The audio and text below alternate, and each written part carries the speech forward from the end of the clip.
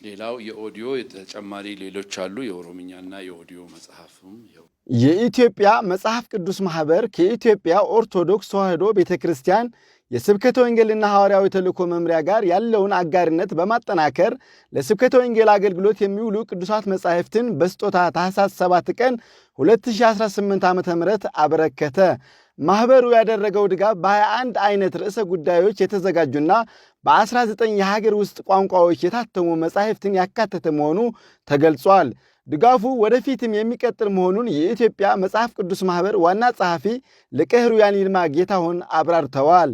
በዚሁ መሰረት በዛሬ ዕለት በአይነት ደረጃ 21 ልዩ በአይነት 21 አይነት በቋንቋ ደረጃ ደግሞ 19 ቋንቋ በ19 ቋንቋዎች የተዘጋጁ መጽሐፍ ቅዱሶችን ለመምሪያው ይዘን ቀርበናል። እንግዲህ በዚህ አጋጣሚ መናገር የምፈልገው ከየአይነቱ የተወሰኑ ቁጥሮች ነው ይዘን የቀረብነው።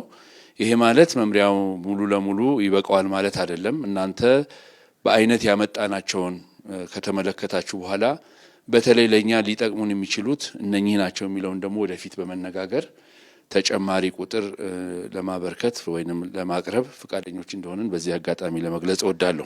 በስጦታ ርክክብ ስነ ስርዓቱ ላይ የተገኙት የኢትዮጵያ ኦርቶዶክስ ተዋሕዶ ቤተክርስቲያን የስብከተ ወንጌልና ሐዋርያዊ ተልእኮ መምሪያ የበላይ ኃላፊ ሊቀ ጳጳስ ብፁዕ አቡነ ማርቆስ ማህበሩ ላደረገው ከፍተኛ ድጋፍ ምስጋናቸውን አቅርበዋል። ብፁዕነታቸው በንግግራቸው ወቅት ወንጌልን በሁሉም ቋንቋ ተደራሽ ማድረግ ከሐዲስ ኪዳን ጀምሮ የነበረና የሚተገበር ቅዱስ ቃል መሆኑን አውስተዋል። ቅዱስ መንፈሱን ለሐዋርያት ሲያድል ሁሉም በየሀገሩ ቋንቋ ተናገሩ ነው። ይህ እንግዲህ የዓላማው የዚያ ጊዜ ነው። ክርስቶስ የመጣበት ዓላማው ተናገሩ በነገረ ሁሉ በሐውርት ነው። ከዚያ በኋላ ሁሉም በየሀገሩ ቋንቋ ሲነገር ሰምቷልና ከመዘግየቱ በቀር አሁን ይሄ ቋንቋ እንደው ጊዜ ያመጣው የጊዜ ጥያቄ ሳይሆን በቤተ ክርስቲያናችን ወደ ዓለም ሂዱ አስተምሩ ሲባል መቼስ በዓለም ቋንቋ ነው። በአንድ ቋንቋ ዓለም ሊማር አይችልም እና በዓለም ሁሉ ነው። ስለዚህም ነው መንፈስ ቅዱስ ከወረደ በኋላ ነው ቆዩ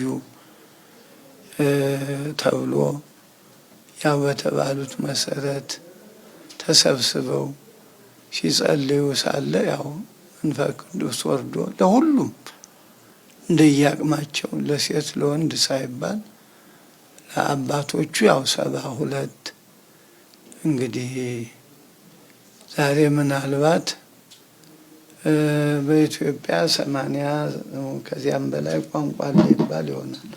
በጊዜው እንግዲህ ከዚያ የሚበልጥ ቋንቋ ዓለሙም ጠባብ ስለነበረ በ72 ቋንቋ ሌሎች ደግሞ እስከ 15 እየወረዱ እስከ 15 ነው እያደረጉ 72 ነው እና ይሄ እውነቱ ሲጀመር ነው።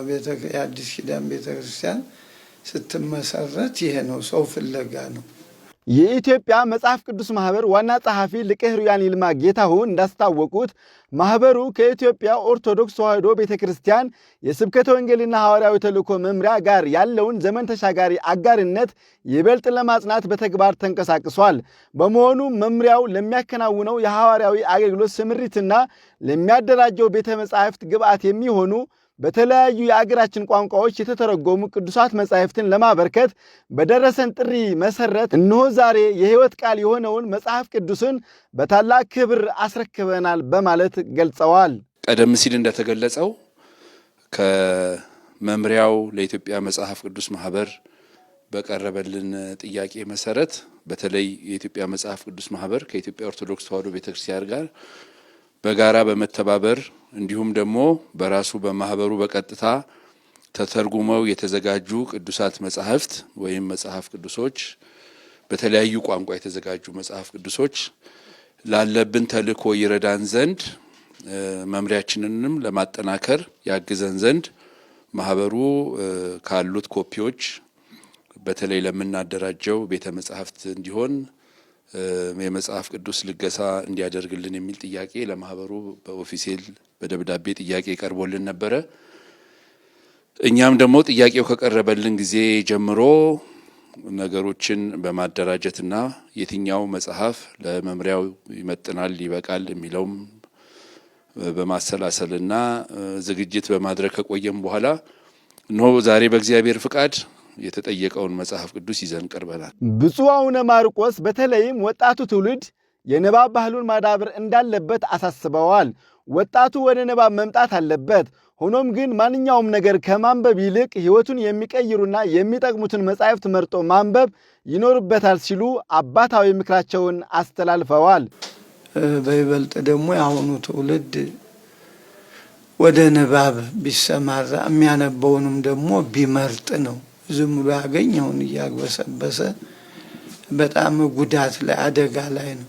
ሰው መቼም ምግብ ሲቀርብ የሚበላውን አፒታይዘር ያለውን ፍላጎት ያለውን ቢሆን ጤና ይሆናል። አሁን በጣም ትውልዱ ጠፍቶብናል። ቅዱስ ጳውሎስ ራስህን እወቅ ስለማንበብ፣ ስለመማር፣ ስለማስተማር ያለ በዚህ ነው። እውቅን ከርእስከ በአንተ አንብቦ ዘልፈሃሉ ባቲ